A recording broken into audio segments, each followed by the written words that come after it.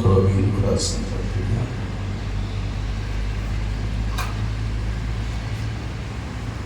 12వ అధ్యాయం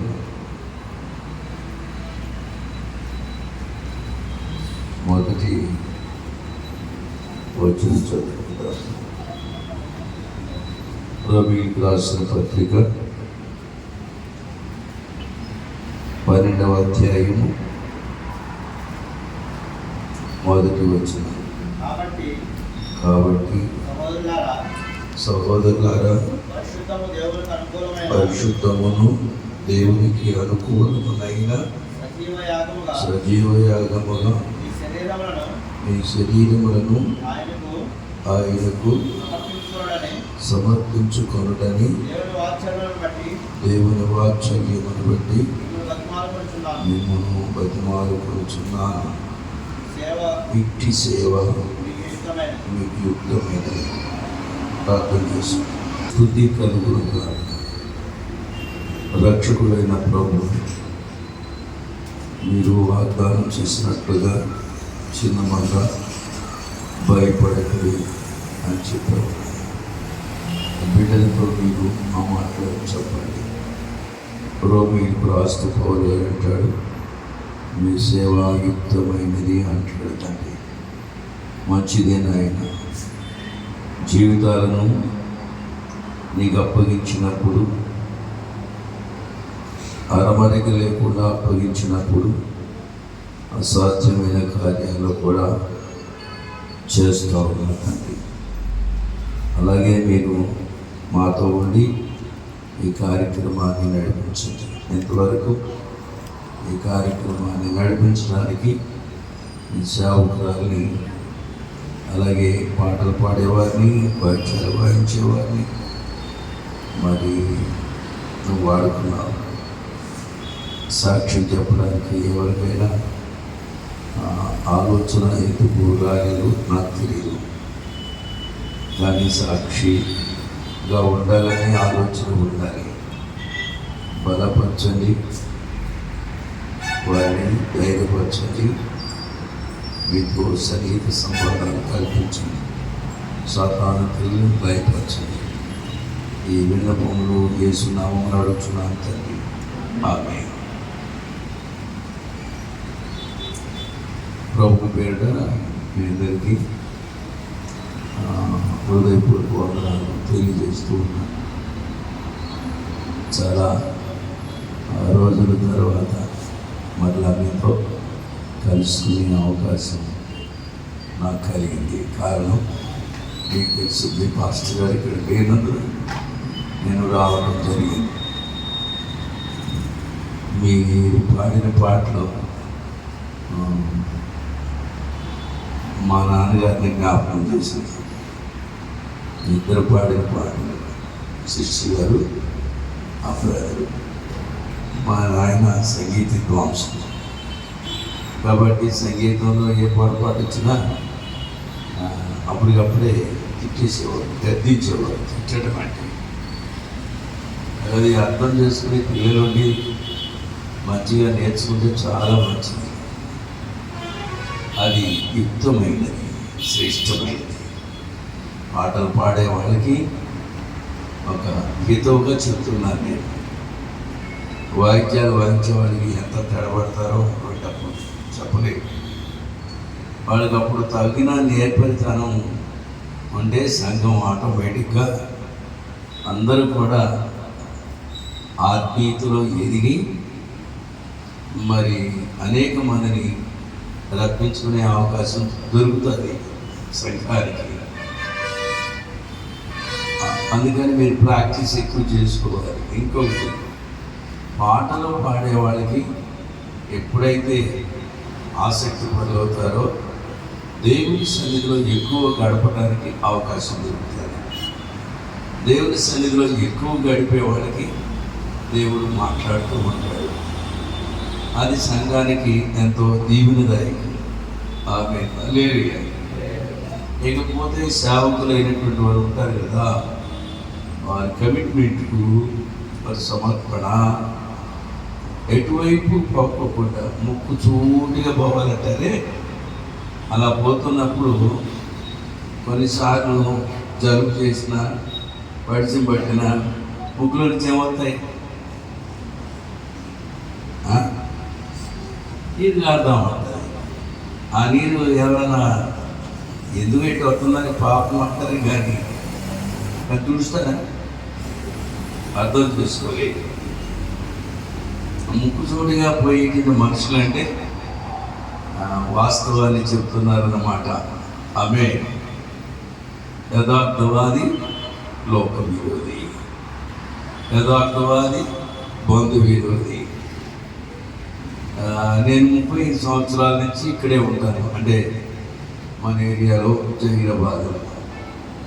ఎంత సన్నిహితంగా ఉంటారో, కాస్త గద్దించినప్పుడు అంత దూరం అవుతారు.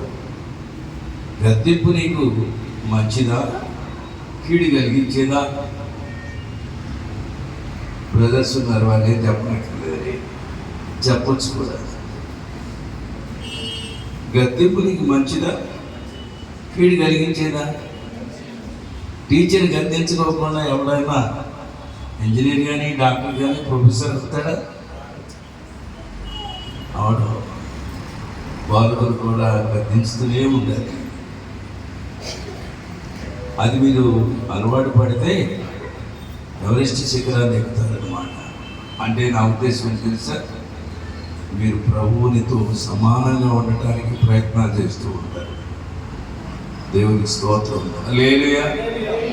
కాబట్టి ఎప్పుడు కూడా మీ పరిధిలో మీరుంటే కాదు, కానీ మీ దేవుని సేవకులు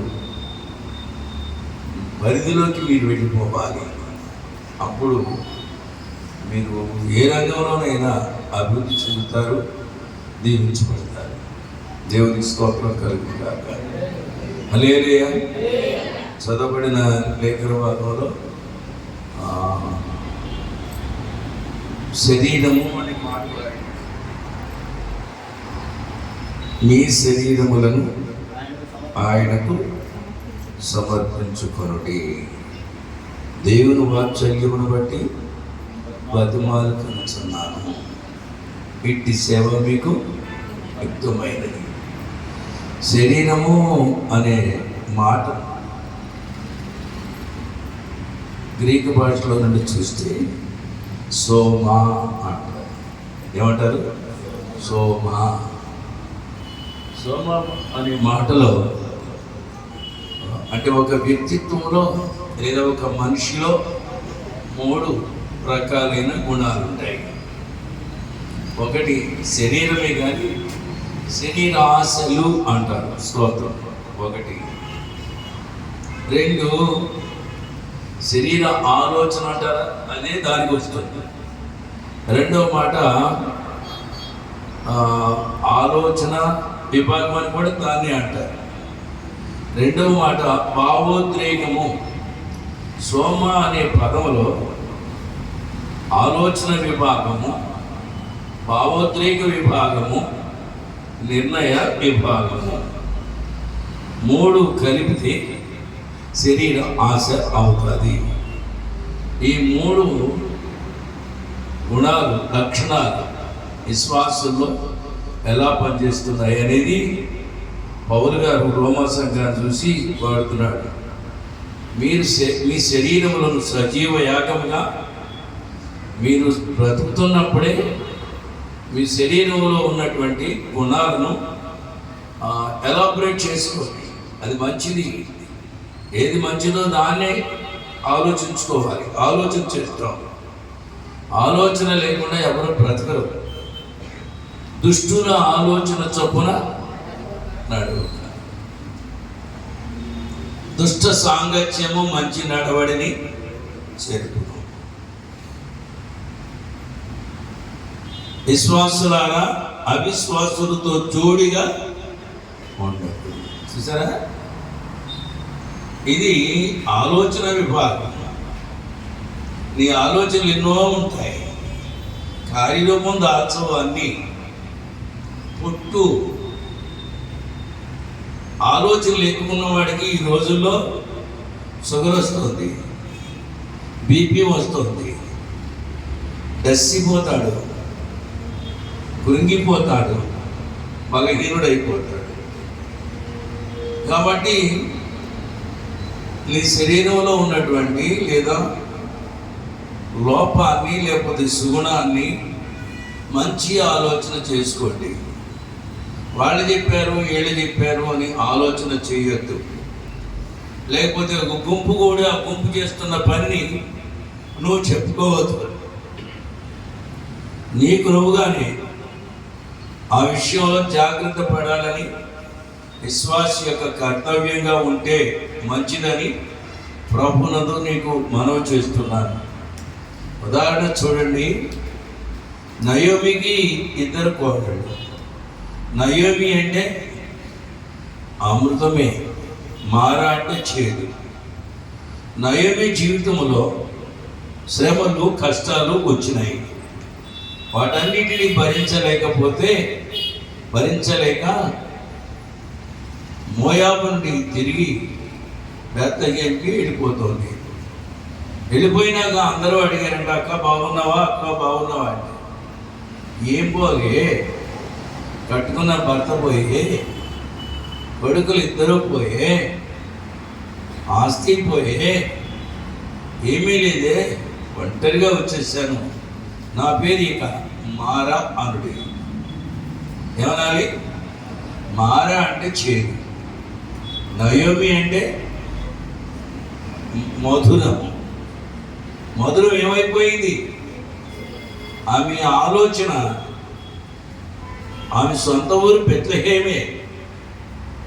మోయాబును చూసేటప్పటికి చాలా పచ్చగా, మళ్ళీ పంటలు బాగా పండే స్థలంగా, భవంతులు బాగా ఉండేటట్టుగా, చాలా ఉన్నత స్థాయిలో ఉన్నట్టుగా అనిపించింది నయోమికి. కానీ ఏమైంది? ఆఖరికి ఆమెలో ఉన్న ఆలోచన విభాగం తప్పటడుగేసింది. అందుచేత ఆమె బెత్లెహేము నుంచి మోయాబు దేశానికి వెళ్ళి కాపురం ఉండటం జరిగింది. అంత నష్టం వచ్చింది. తిరిగి మళ్ళా బెత్లెహేముకి వచ్చినప్పుడు చెప్తోంది, నన్ను నయోమి అనొద్దు, మారా అనంటే. ఎందుకు ఇదంతా జరిగింది? తన ఆలోచన తప్పు. అలాగే చూడండి, అబ్రహాము కాపర్లకు, లోతు కాపర్లకు జగడం వచ్చింది. అప్పుడు లోతు ఏం చేశాడంటే మోయాబు ప్రాంతాన్ని కోరుకున్నాడు. తన ఆలోచన అదైతే నాకు బాగుంటుందిగా అనుకుంటారు. కొంతమంది కంటికి కనబడే, ఉన్నతంగా ఉన్నదనుకునే కంటికి కనబడే ప్రతి ఆశను కోరుకుంటూ ఉంటారు. ఇది మనకు అవసరమా, అవసరము లేదా అనే ఆలోచన విశ్వాసకి రావాలి. లోకంలో ఉన్నవాళ్ళు కోరుకుంటారు, అది బాగుందా, భగవత్ అయితే బాగుంటుంది, అమెరికా వెళ్తే బాగుంటుంది అనుకుంటారు. డబ్బులన్నీ కడతారు, తర్వాత ఆ వీసా రాదు. ఎంత గందరగోళమైపోతున్నారు. అలాగే స్త్రీలు కాపురానికి వచ్చిన దగ్గర నుంచి ఓ స్థాయిని కోరుకుంటూ ఉంటారు.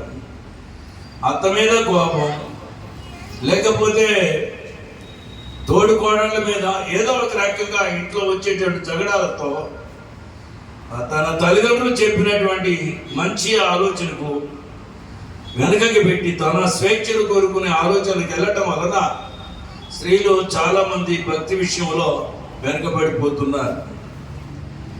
సోమ అనే మాటలో ఉన్న మొదటి అర్థం, మీ ఆలోచన సరిగ్గా ఉండాలి.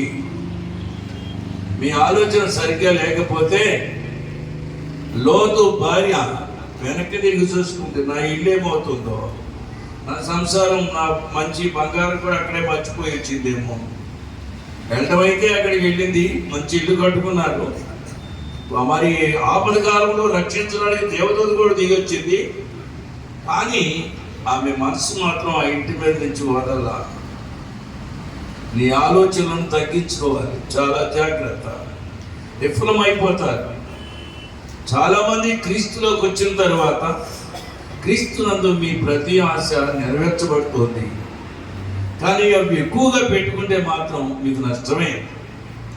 అందుచేత చెప్తున్నాను, ఆలోచన విభాగంలో తప్పున్నదా, నీవే నష్టపోతావు.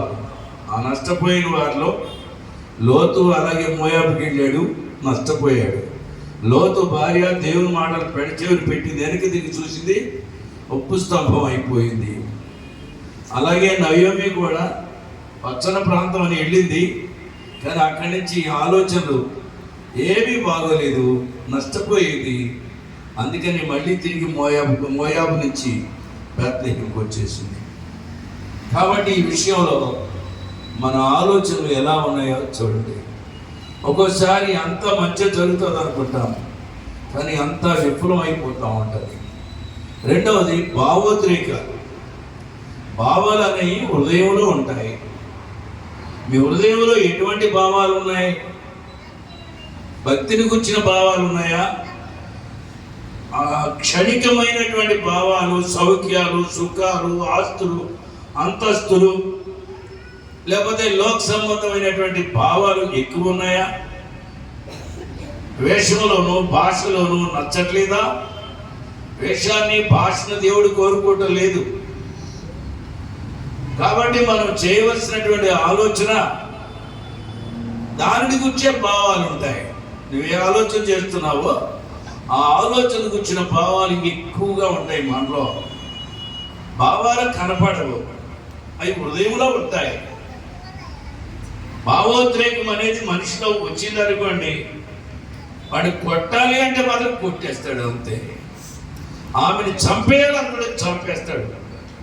అది ఒక నిర్ణయం దాల్చే వరకు కూడా ఆ భావం ఆగదు. భావాన్ని బట్టే నీ ముఖం వర్చస్సు కనపడుతూ ఉంటుంది. భర్తగారు రాగానే నీ ముఖాన్ని చూసి చెప్పేయగలరు, లేకపోతే భార్య వచ్చినప్పుడు భర్తగారు కూడా చెప్పేయగలరు. అటువంటి ఉద్దేశాలు, అటువంటి భావోద్రేకాలు ఏ మనిషిలో ఉంటాయో అవి ప్రమాదకరం. హృదయము నిండిన దానితో నోరు మాట్లాడండి. మీరు అందరూ మీరు అట్టాగే మాట్లాడుతున్నారా? భావాలు అయ్యే వచ్చేస్తాయి.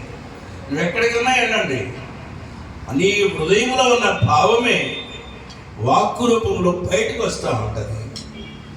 దానితో నీ భావాన్ని అవతల వ్యక్తి, మనకు ఎదుగుతున్న వ్యక్తి గమనించుతాడు. గమనవరా కాదు, వాళ్ళనే తెలివిగలవారు అంటారు.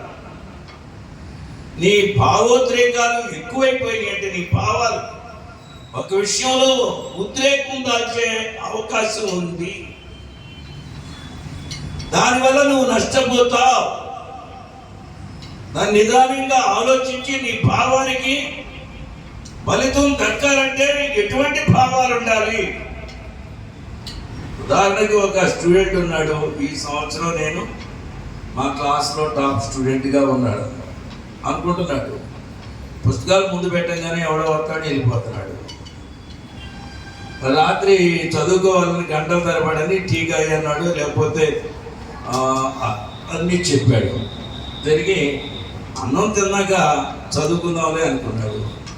అన్నం తిన్నాక ఏమవుతుంది? రాత్రి అందరు పడుకున్నారు చదువుకుంటే బాగా అప్పుడు ఇద్దాం అనుకుంటాడు. చూసారా, భావం మంచిదే కానీ దానిని కొనసాగించుకునే తీరు మాత్రం సరిగ్గా లేదు. చాలామంది భక్తులు అనుకుంటారు, నేను పెద్ద ఆఫీసర్గా ఉండి కూడా ఉండేదానికంటే కూడా గొప్ప బోధకుడిగా ఉండి చేసుకుంటే చాలంటాడు. గొప్ప బోధకుడు అయిపోవాలనుకుంటాడు. భావోద్రేకం వచ్చేసింది, అన్నిటికీ పెట్టేసి ఇచ్చాడు. ఇప్పుడు బోధించడం మొదలుపెట్టాడు. చాలా తగ్గించుకున్నాడు, చాలా అవస్థపడుతున్నాడు, కానీ టార్గెట్ మాత్రం చూడలేకపోతున్నాడు.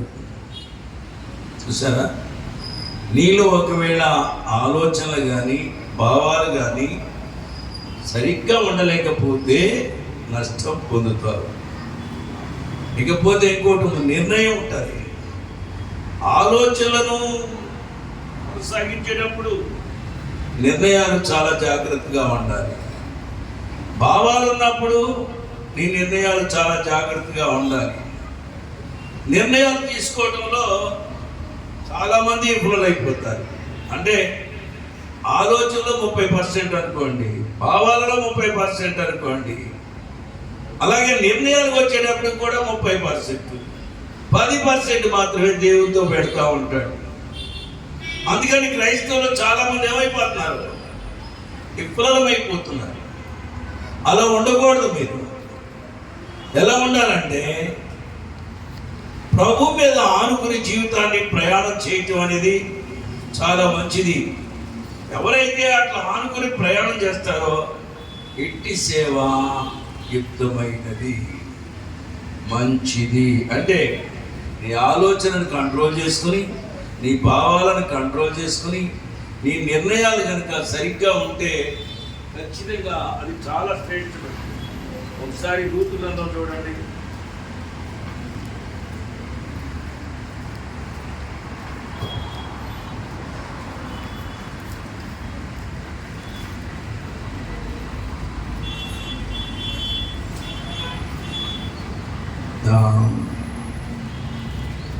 పదహారు వచ్చిన సార్, 1వ అధ్యాయం 16వ వచనం. ఆమె తీసుకున్న నిర్ణయం ఎట్లా ఉంది అనేది మీతో మాట్లాడాలనుకుంటున్నాను. రూతు 1వ అధ్యాయము 16వ వచనం. అందుకు రూతు, నా వెంబడి రావద్దనియు, నన్ను విడిచిపెట్టమనియు నన్ను బ్రతిమాలు కొనవద్దు. నీ వెళ్ళు చోటికే నేను వచ్చేదను. నీవు నివసించు చోటనే నేను నివసించుతాను. నీ జనమే నా జనము, నీ దేవుడే నా దేవుడు. చూడండి ఇంకో మాట, నీవు మృతి పొందు చోటనే, చూసారు, అక్కడనే మరణము తప్ప ఏదైనను నిన్ను నన్ను ప్రత్యేకించిన యెహోవా నాకు ఎంత కీడైనా చేయగా. ఇది నిర్ణయం. యేసు ప్రభువులో మీకు ఇటువంటి నిర్ణయాలు కావాలి. రూతుమకి నిజంగా చెప్పాలంటే వారికి యార కూడా ఉంది, తోడుకోవడం. వాళ్ళిద్దరూ బయలుదేరారు. ఓర్ప కూడా అత్తగారితోనే బయలుదేరింది, రూతు కూడా అత్తగారితోనే బయలుదేరింది. ఇద్దరు ఆశయాలు, ఆలోచనలు, భావాలు మంచివే. కానీ ఓర్ప వెనుకకు వెళ్ళిపోయింది, రూతు ముందుకు వచ్చింది. ఏంటి తేడా? మాకింటి కోడళ్ళే, ఇద్దరు భర్తలు పోగొట్టుకున్న వాళ్ళే, ఇద్దరికి సమానస్తురాలే అత్తగారు. కానీ అత్తగారు తిరిగి బెత్లెహేముకి వెళ్ళిపోతూ ఉంటే అత్తగారు ఇద్దరిని బ్రతిమలాడింది. ఇద్దరితో చెప్తుంది, అమ్మలారా వద్దమ్మా, నేనే వృద్ధురాలని, నాకు ఎటువంటి క్షేమము లేదు, నాకు ఎటువంటి మరి ఆస్తులు లేవు, అక్కడ ఎవరైనా ఉంటే నా వారసులు మాత్రమే ఉన్నారు. నేను మిమ్మల్ని పోషించలేను, నేను మిమ్మల్ని కాపాడలేను. ఒకవేళ నేను వృద్ధురాలను అనుకుడు, కానీ నేను వయసున్న అమ్మాయిని కాలేను, నేను పిల్లలను కాలను. ఆమె సరైన నిర్ణయానికి వచ్చేసింది. నేను మోయాబులో ఉండి చాలా నష్టపోయా, నేను బెత్లెహేముకి వెళ్ళాల్సిందే. ఈ మోయాబులో నాకు ఎవరు లేదు. నీ ఆలోచనలు బాగోకపోతే, నీ భావాలు బాగోకపోతే, పండుని కాపురంగా వెళ్ళిన నయోమి ఓన్లీ సింగిల్ గా వస్తుంది. స్తోత్రం.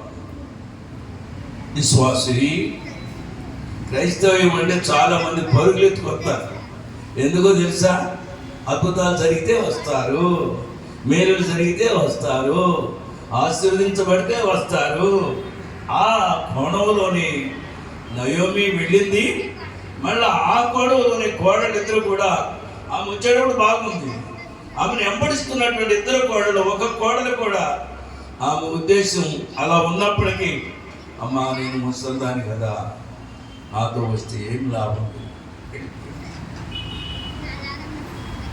ఆ కోడలు, పెద్ద కోడలికి నిర్ణయం ఉంది. కానీ ఇక్కడ చూడండి,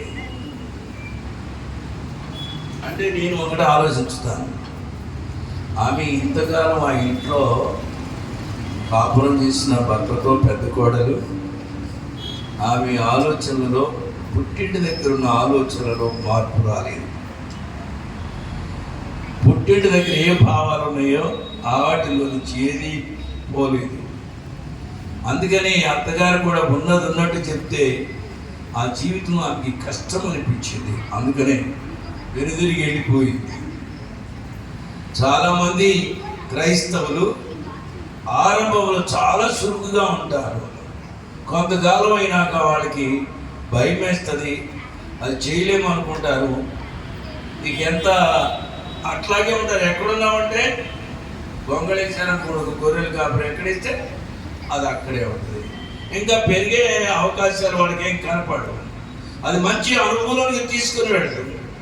అటువంటి పరిస్థితులు ప్రతి విశ్వాస జీవితంలో వస్తాయి. ఎందుకంటే దాదాపు నేను చూస్తున్నాను. నేను ఒక హిందువుడిగా పుట్టాను, ఒక ఎంప్లాయీగా జీవించడానికి అలవాటు పడ్డాను. రిజైన్ చేసి ఒక మంచి క్రైస్తవుడిగా తయారవ్వాలని ఆలోచన చేసుకుని భావాలు చేసుకుని నాకున్నటువంటి భావోద్రేకాలను తగ్గించుకొని భావాలను కూడా చంపుకొని ఆలోచనలు చంపుకొని బోధకులు చెప్పిన మాటకు లోబడి క్రీస్తుతో సమానంగా సమానమైనటువంటి రాజ్యంలో స్థానంలో ఉండాలని ఏకైక దీక్ష ఉంటే ఇప్పటికీ ఎన్ని ప్రమాదాలు, ఎన్ని ఆశాభంగాలు, ఎంత దుఃఖకరమైన జీవితం, ఎంత శ్రేష్టమైన జీవితాన్ని పొందుకోవడానికి పడుగాపులు పడాల్సి వస్తుందంటే, ఒక ఆటగాడు పరుగులు పందెంలోకి వెళితే వెళ్ళాలని పరుగులు తీస్తాకి బయలుదేరాడు, కానీ చిన్న రాయండి వచ్చి కింద పడ్డాడు. అటువంటి రాళ్ళు ఈ భక్తిలో ఎన్నో తగ్గుతాయి.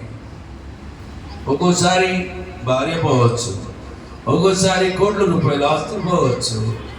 నేను ఎందుకు చెప్తున్నాను తెలుసా? ఆమె వెళ్ళిపోయింది. ఆమె కూడా రూతులాగా ఉండాలి. రూతు ఏమంటుంది? అత్తమ్మా, నేను పోను, నువ్వెక్కడుంటే నేను అక్కడే ఉంటా. నువ్వేం తింటే నేను అదే తింటా. నీకే జనం అయితే నాకు అదే జనం, నీకే దేవుడైతే నాకు అదే దేవుడు. నువ్వు చనిపోతే ఎక్కడ, నేను కూడా అక్కడే. ఎంత కమిట్మెంట్!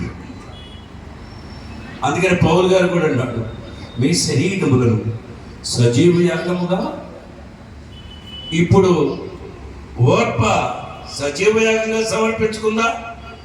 రూతు సజీవ యాగంగా సమర్పించుకుందా?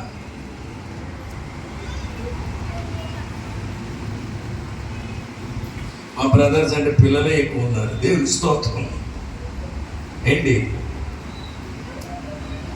ఒకసారి కష్టాలు కనపడతా ఉంటాయి, కానీ మీరు రూతు బ్రతుకుని చూస్తే విధవరాలు ఎవరైనా పెళ్లి చేసుకుంటారా?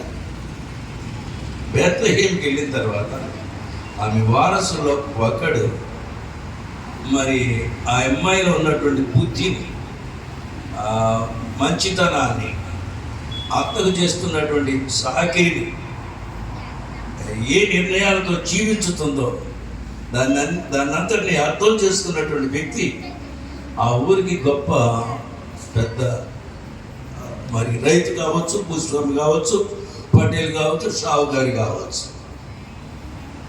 తన క్యారెక్టర్ని చూసి ఆ అబ్బాయి ఈ అమ్మాయిని పెళ్లి చేసుకోవటానికి ఇష్టపడ్డాడు. దేవుని స్తోత్రం. చూసారా? ఓర్ప ఆ విషయాన్ని పూర్తిగా పోగొట్టుకుంది. ఏమి మాత్రం ధన్యురాలైంది అని పౌలు గారు మనకేం చెప్తున్నాడంటే, వాళ్ళిద్దరి కంటే మనం యోగ్యులం. ఎందుకని?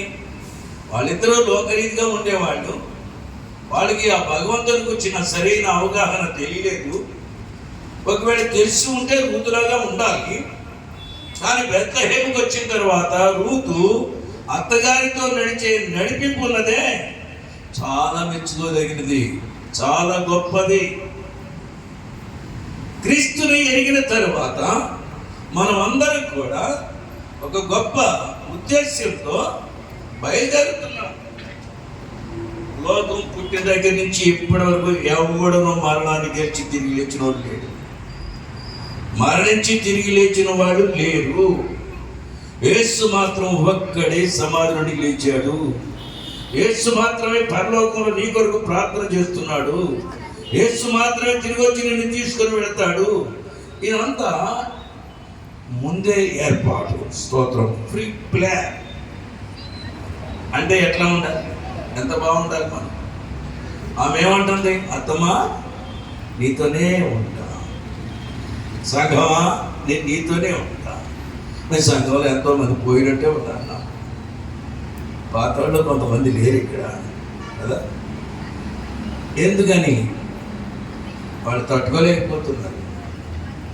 వాళ్ళకి అర్థం కావాలి క్రీస్తుని గూర్చి అర్థమైతే క్రీస్తు ఎన్ని శ్రమలు పడ్డాడు అన్ని పడతామా? అన్నీ లేవు మనకి, కొన్ని. అయినా వాటిని తట్టుకోలేకపోవటం అనేది నిత్యత్వాన్ని పోగొట్టుకుంటున్నారు. స్తోత్రం. రూతు కనుక అక్కడ కష్టపడకపోతే, అత్తగారిగా చేయకపోతే పెళ్లి చేసుకునే అవకాశం లేదు. అందుకని మీరు ఉన్నవారైనా క్రీస్తును వెంబడించటానికి మీ ఆలోచనలో లోపాలు ఉండొద్దు. ఎవరితో చెప్పుకున్నా ఎవరు చెప్పరు. మీ భావాలలో లోపాలు ఉండొద్దు. మీ నిర్ణయాలు మాత్రం చాలా ఖండితంగా ఉండాల్సిందే. రాత్రి 5 గంటలు చదువుతాను అనుకున్నాడు అనుకోండి కుర్రాడు, 5 గంటలు చదవాల్సిందే. లేకపోతే నా పిల్లలందరినీ ఉద్యోగస్తులు చేయాలనుకున్నాడు అనుకోండి, చేసేంతవరకు నిద్రపోకూడదు. లేదు ఒక ఇల్లు కట్టాలనుకున్నాడు అనుకోండి, ఆ నిర్మాణం ప్రారంభించిన దగ్గర నుంచి ప్రారంభోత్సవం చేసేంత వరకు చాలా జాగ్రత్తగా ఉంటుంది. అది ప్రత్యేకమైనటువంటి జీవితానికి మనం చూస్తూ ఉన్నాం. అందుకని పౌలు గారు చెప్పేది, మీ శరీరములను సజీవ యాగముగా సమర్పించుకోండి. మీ ఆలోచనలో కానీ మీ భావాల్లో కానీ తప్పులు ఉండద్దు. సజీవ యాగంగా సమర్పించుకోవటం అనేది, ప్రాణాత్మ శరీరాలని అప్పగించడం అనేది మంచిది. ఆ మధ్యన ఎవరో ఒక పాట రాశాడు, నా జీవితము తొనకలైపోయిన బలిపీఠముపై భస్మమైపోయిన అగ్ని హోమముతో నేను నీ సముఖములో చేరబోతున్నాను. అదే నాకు ఆనందం అంటాడు. పెద్ద పెద్ద కవులు, క్రైస్తవ పండితులు క్రీస్తును మోసుకుంటూ జీవితాలను ముగించిన ఉదంతం ఉన్నదంటే ఆలోచనలో జాగ్రత్తగా ఉన్నారు, భావాలలో జాగ్రత్తగా ఉన్నారు. వారు నిర్ణయం తీసుకుంటూ కూడా చాలా జాగ్రత్తగా ఉన్నారు. కాబట్టి మీరందరూ, మనమందరం అటువంటి ప్రత్యేకత కలిగి ఉండాలని ఆశించుతూ ఈ మాట నేను ముగిస్తూ ఉన్నాను.